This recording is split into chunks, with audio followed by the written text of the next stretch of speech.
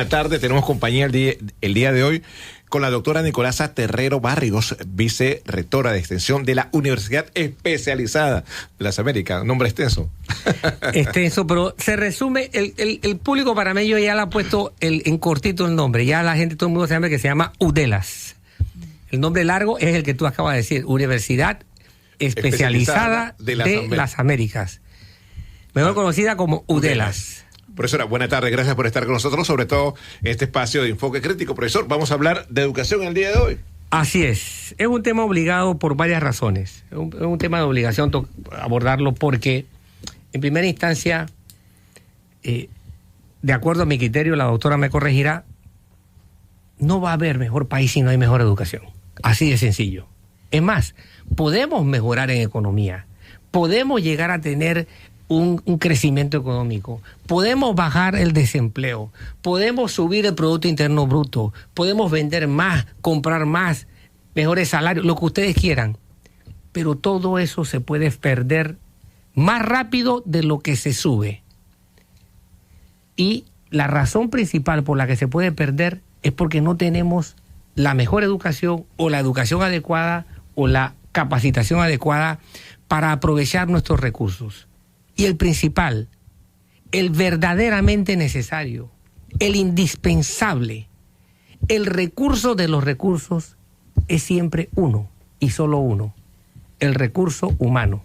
Una nación puede que no tenga ni agua, ni petróleo, ni minerales, ni minería, ni nada, pero si tiene al ser humano capacitado, entrenado, educado, esa nación va a ser poderosa. Profesor, y recuerdo lo que usted menciona sobre un país pequeño y que aplica muy bien eso, Taiwán, la República de Taiwán. Ellos tienen como norte el tema de la formación humana a través de la educación. Para ellos lo más valioso es el recurso humano. Te voy a pasar a 4 países que no tienen nada. Es más, grandes desventajas. Pero por el hecho de que apostaron a la formación de su recurso humano, a la educación, son potencias. Taiwán. No, pero te voy a mencionar 4 países pequeños, literalmente pequeños y con grandísimas desventajas. Taiwán. 2, Singapur. Un país que no tiene nada. No tiene al igual recursos. Que Panamá, la posición geográfica. Apostó a su gente. 3, Israel. Desierto. No tiene ni agua. Y es una potencia en el Medio Oriente. 4, un país europeo que hay que verlo. Hay 2 o 3 países muy pequeños en Europa, pero poderosísimos porque apostaron a la educación como su principal recurso. Finlandia, Islandia, Holanda. Países relativamente pequeños. Holanda, un país que nació hundido. Sí, correcto. Vive peleando contra el nivel del mar. ¿A punta de qué? Conocimiento científico aplicado. Correcto, exactamente. Así que para entrar en materia, doctora, con estos ejemplos y con el Panamá que tenemos, yo quiero comenzar refiriéndome a lo que ayer se expuso en un programa en el que yo participo, que se llama Debate Abierto. Hay unos jóvenes que hacen el trabajo, Jóvenes Unidos por la Educación, que hacen el trabajo de darle seguimiento a indicadores de la educación en Panamá. Hicieron un señalamiento que me llamó mucho la atención. Y dijeron que había un significativo incumplimiento en los indicadores por parte de los actores involucrados en educación. De más de una cuarentena de indicadores. Y yo les preguntaba a esos jóvenes, dígame algún indicador en el que hay algo positivo. Y dijeron, UDELAS es la única universidad que ha cumplido totalmente con el indicador de formación docente. Entonces yo creo que es justo que siendo una universidad, una casa de estudio a nivel superior, que se lleva este mérito por parte de observadores como son los propios estudiantes organizados y que lo hacen científicamente, usted nos explique en qué consiste este rendimiento que la Universidad Especializada de las Américas ha tenido en el año 2024. Bueno, muy buenas tardes. Qué gusto estar aquí, compartir este programa con mi colega Danilo Toro. y sobre todo para abordar un tema que, como ya ustedes lo han dicho y se ha afirmado de parte de grandes exponentes de la pedagogía y de la educación ha sido identificada como el medio a través del cual el ser humano logra transformarse a sí mismo y también aportar para la transformación de la sociedad. Eso es un hecho.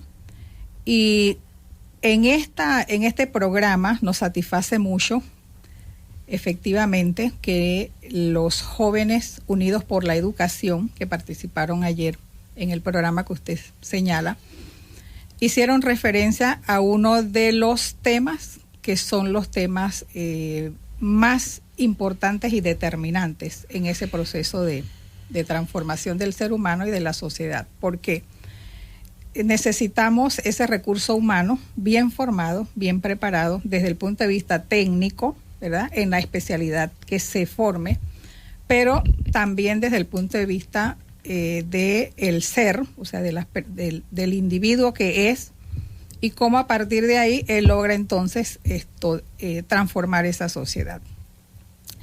Y lo digo porque ellos hicieron referencia justamente al tema de la formación docente, porque si tenemos docentes, en este caso en la universidad, las instituciones de educación superior, que somos las que formamos a los profesionales que luego van a servir a la sociedad, entonces tenemos buenos docentes, bien formados, bien actualizados, vamos a tener el resultado que queremos, que son profesionales bien formados.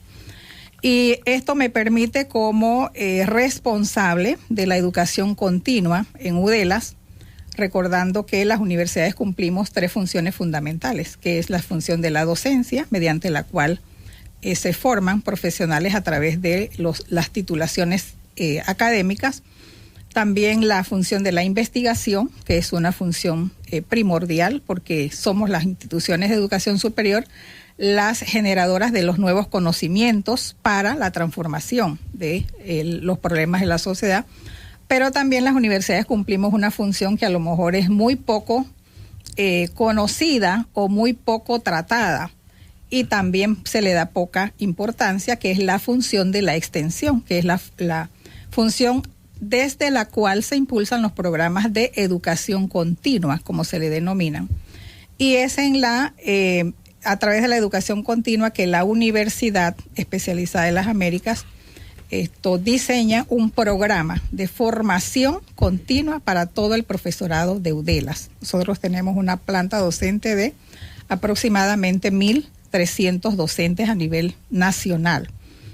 Es un programa que se elaboró en el año 2010, pero a 10 años de ese programa, y fíjese qué importante, porque hicimos un proceso de revisión y actualización de ese programa de formación continua para los profesores en el año 2019, un año importantísimo en la era de nuestra sociedad y el mundo, previo a la pandemia. Así es. Porque después de la pandemia las universidades nos hemos visto obligadas a revisar, evaluar todo lo que hacemos.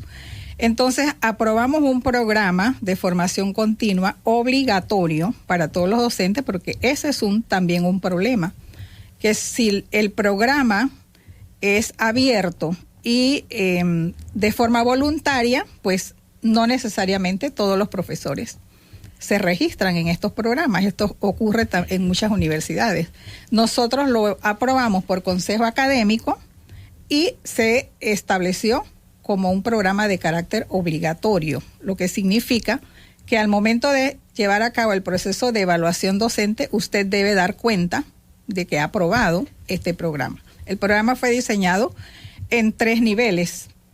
El nivel 1 o básico, que le denominamos, que es el nivel para los profesores que consideramos inician su vida, su experiencia en el mundo académico como docentes. Y el intermedio, que es para profesores que tienen más o menos una experiencia ya recorrida en el ejercicio de la docencia, y el nivel 3, que es para los profesores que están ya muy experimentados, ¿verdad? Pero que aun cuando sean que usted se inicia en su ejercicio docente o tiene un camino recorrido o tiene muchísima experiencia, lo que significa es que usted tiene que seguirse formando. Sí, por eso la disculpe. Entonces, no solamente está la formación, sino el seguimiento de esa formación dentro de UDELAS para que el docente tenga la capacidad, me imagino, otras herramientas, otras técnicas de transmisión de conocimientos a los alumnos. Sí, a eso me iba a referir. El programa fue concebido bajo un enfoque de que los docentes en general, sean universitarios o no universitarios, necesitamos 3 herramientas fundamentales para nuestro mejor desempeño como docentes. Y es bien básico y es simple.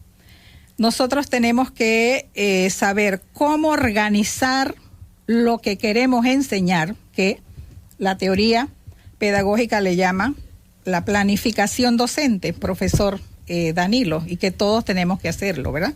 Entonces, un primer gran componente de esa formación es cómo ayudamos a los docentes a planear, a organizar lo que nosotros queremos enseñar a esos estudiantes, independientemente de la disciplina que me corresponda. El segundo gran componente es, bueno, cómo voy a desarrollar ese proceso de enseñanza, aprendizaje con los estudiantes, es decir, cómo voy a enseñar eso que yo quiero enseñar a los estudiantes, que se le llaman las estrategias didácticas, y que es muy necesario, sobre todo en estos tiempos, porque no es lo mismo llevar a cabo un proceso de enseñanza-aprendizaje hoy, en el siglo XXI, 2024, 2023, que hacerlo, por ejemplo, en unas 2 o 3 décadas atrás. Entonces, es importante por eso la actualización del docente. Y luego un tercer componente que tiene que ver con cómo voy a evaluar eso que he enseñado a los estudiantes, que es uno de los desafíos más importantes, porque el evaluar los aprendizajes de los estudiantes, de repente lo hemos aprendido de una forma, digamos, muy mecánica y muy orientado a evaluar aprendizajes de forma cuantitativa. Pero cómo poder pasar a otras estrategias de evaluación que me permitan a mí evaluar las competencias que yo estoy tratando de transmitir a esos estudiantes, porque no solamente transmitimos conocimientos a nivel del cognitivo, ¿verdad? De qué es lo que debe aprender en cuanto a la profesión que está estudiando, sino también de cómo debo ser como individuo una vez me haya profesionalizado, pero también de cómo establezco las relaciones en la sociedad donde voy a trabajar y donde me voy a proyectar. Entonces, este programa concebido de esta forma nos ha permitido, por un lado, poder hacer los ajustes necesarios, porque hay que ir reevaluando, revisando y adecuando sobre todo los procesos de enseñanza-aprendizaje en términos globales a nivel universitario, pero también nos ha permitido, en cierto modo, ir homologando procesos que al final nos permitirían como universidad llegar al nivel que aspiraríamos todas las instituciones de educación superior, y es que todos los docentes atendamos un modelo pedagógico o un modelo universitario que pretende ciertos propósitos, ciertos objetivos al finalizar ese proceso de enseñanza-aprendizaje. Ahora, doctora, si ciertamente el proceso de enseñanza-aprendizaje es algo que se puede ir perfeccionando en el tiempo, ¿por qué existe la sensación de que antes aprendíamos mejor? Porque esa es una sensación que yo le he preguntado a muchos profesionales y le digo, inclusive que son docentes, y le digo, dime una cosa, antes, tú comparando tu aprendizaje con lo que se da hoy día, ¿tú sientes que aprendiste mejor que lo que aprenden ahora los estudiantes tuyos? Y me dicen, no, yo aprendía mejor. ¿Por qué existe esa sensación? Y 2, ¿es la tecnología un reto? Esas son las dos cositas que quisiera que viera rapidito antes de pasar al siguiente capítulo. Bueno, la primera pregunta creo que es una pregunta que no tiene respuestas, múltiples respuestas tal vez. Y esa es una sensación, digamos, generalizada, ¿verdad? De que antes, sí, es generalizado. Antes se hacía mejor, o antes los profesores eran mejor, antes los estudiantes eran mejores, ¿verdad? Es como una cuestión sobre la cual se habla mucho. Pero yo considero que definitivamente el hecho de que tengamos realidades distintas, porque las realidades de hoy no son las mismas que las realidades de cuando nosotros estudiamos, ¿verdad?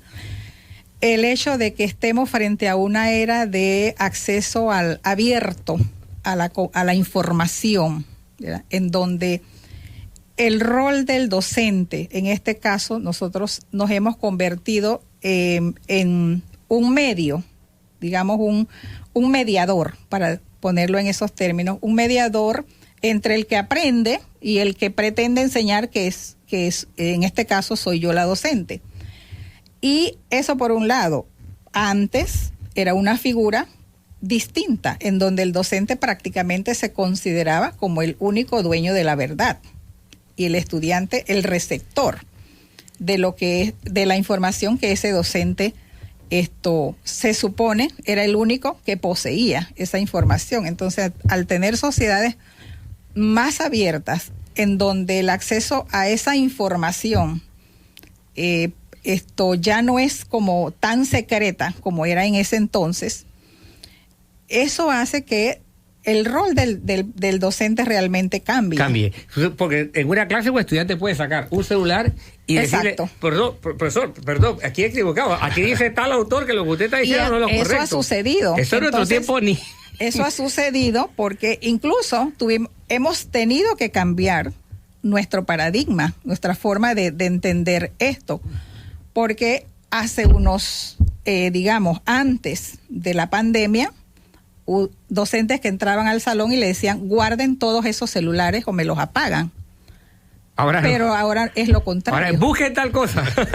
Entonces, esto significa pues que definitivamente a medida que la sociedad se transforma y sus dinámicas transforman la vida de las personas, pero también de lo que hacemos en este caso, cómo se llevan los procesos de formación, nosotros las universidades tenemos que irnos, adecuando. Una de los temas más desafiantes justamente en la formación docente es la introducción de la tecnología como una herramienta útil, pero fíjese que nosotros pensábamos que era una herramienta útil solo para el docente, pero ahora no lo es. Es una herramienta también que usa el estudiante. Sí, profesora, estamos contra el reloj. Sí. Profesora, el detalle está cómo transmitir todo esto que se recoge en este análisis, este estudio que hacen estos jóvenes y saca esta conclusión, destacando este lado positivo y también traspolarlo tal vez a otras universidades y que también esta formación llegue para las escuelas primarias, secundarias, donde se ven muchas falencias en la formación de los estudiantes, donde debe reforzarse es desde el parvulario, pasando por la primaria, llegando a la secundaria. Cuando lleguen a la universidad, estos estudiantes tienen un bagaje mucho más amplio, mucho más grande y sobre todo, tal vez, no solamente en el idioma inglés, sino en el propio español y otras lenguas que es necesario al ver lo que necesita Panamá, para ver si nos da a conocer esos aspectos, si se han formulado, lo han analizado, lo han observado en algún momento. Sí, mire, es importante su pregunta, su observación, porque la segunda parte de la respuesta que los estudiantes unidos por la educación nos compartieron el día de ayer en el programa sobre el proceso de formación docente, tiene que ver con el tema que es, digamos, el nudo central, que es la calidad de los aprendizajes. Así es.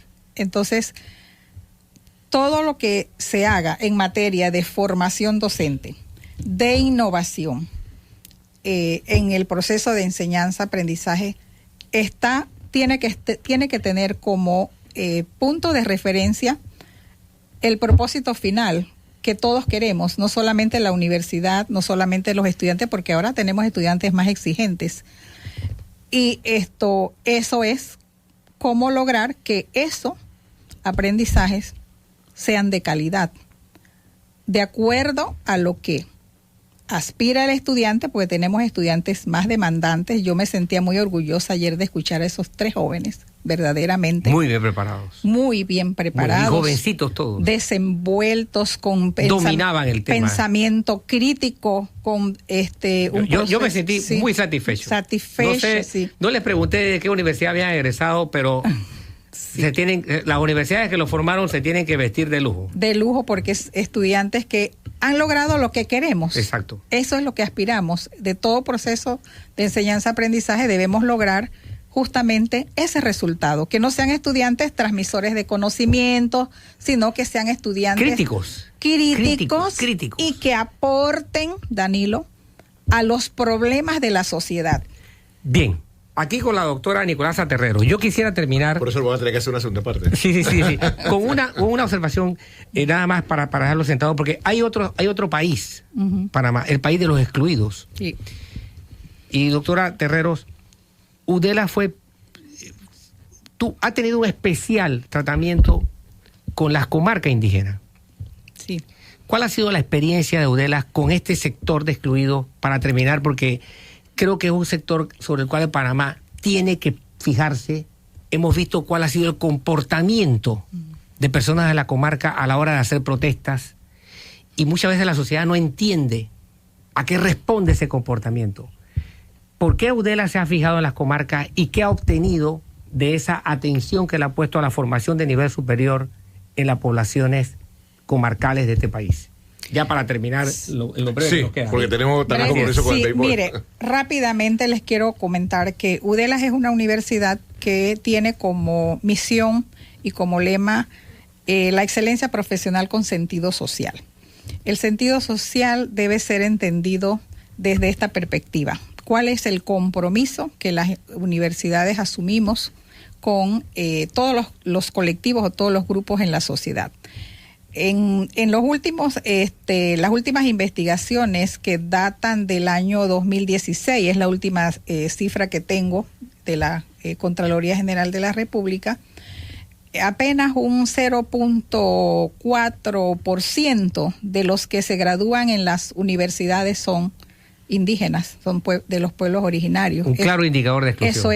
Eso es realmente, nos indica una gran deuda que el país tiene con los pueblos originarios. Entonces, desde el inicio la universidad asumió un compromiso de darle acceso a los estudiantes indígenas a la educación superior. Entonces, por todas las condiciones que conocemos, todo indicaba que era muy difícil, mucho más difícil y complejo, traer a ese estudiante a la capital o a las cabeceras de provincias, y lo que la universidad optó fue por crear programas académicos universitarios dentro de las propias comarcas para favorecer realmente no solamente el acceso, porque esa es una variable, si tienes la oportunidad, al igual que otro estudiante de la capital, de ingresar a la universidad, porque la otra variable es permanecer tus 4 años en la universidad. Una cosa es ingresar, otra cosa es permanecer y terminar. Y